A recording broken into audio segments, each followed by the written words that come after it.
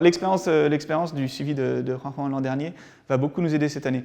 En fait, il y a encore pas mal de recherches qui est faite sur les possibilités de détecter le succès d'une insémination ou d'un accouplement, et ensuite le suivi de la gestation des pandas.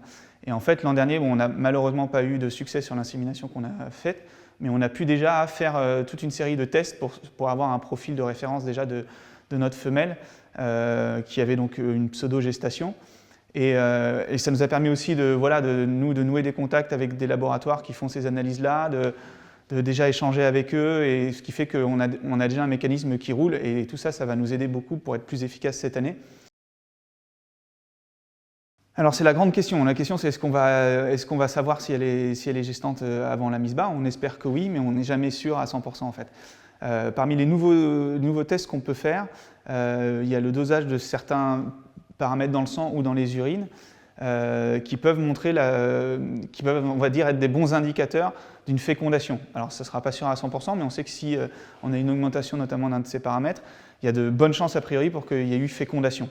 Après, le fait qu'il y ait eu fécondation, ça ne veut pas dire qu'il va y avoir une gestation qui va bien se passer jusqu'au bout et qu'il y aura une naissance à l'arrivée.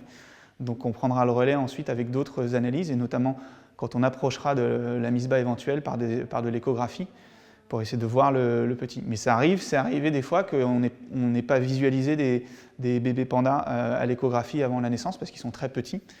Et dans ce cas, il y a toujours la surprise de savoir est-ce qu'il va y avoir un bébé ou pas. La particularité des pandas, c'est que la durée de la gestation est variable puisqu'il y a un phénomène de diapause embryonnaire. Donc ça veut dire que le développement de l'embryon s'arrête à un moment donné pendant une durée variable et puis reprend au bout d'un moment. Donc ce qui fait qu'on n'a pas de moyen de dire, à partir du moment où il y a eu une insémination, une fécondation, qu'il va y avoir un bébé au bout de temps de semaines ou de mois. Ce qu'on peut dire d'une façon générale, c'est que la saison de reproduction, en gros, c'est mars-avril, et que les naissances, elles ont plutôt lieu à l'été jusqu'à début septembre.